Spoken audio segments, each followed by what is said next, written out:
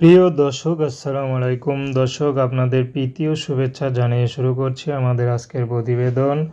তো দর্শক, আজকে আমরা এক অসহায় মেয়ের গল্প তুলে ধরব, যার নাম হচ্ছে খাদিজা।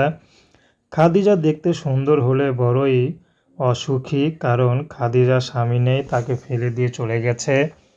খাদিজার একটি সন্তান আছে।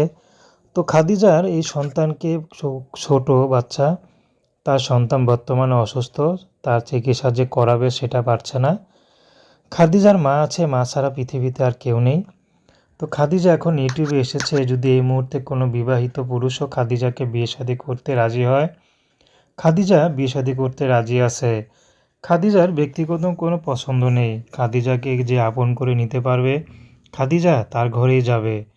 খাদিজার আগের স্বামী দোকান ছিল, ব্যবসা ছিল ভালোই, রডের ব্যবসা ছিল, ভালোই ছিল সংসার, কিন্তু তার স্বামী পরকীয়া করে হয়তো চলে গেছে। খাদিজাকে পরে ডিভোর্স লেটার পাঠিয়ে দিয়েছে। খাদিজা অসহায় মেয়ে, কী করবে? না বাপের বাড়ি ছাড়া কোনো উপায় নেই, তার মধ্যে মা খুব অসুস্থ, পরের বাসায় কাজ করে যা পায় তা দিয়ে কোনো মতে সংসার চলে।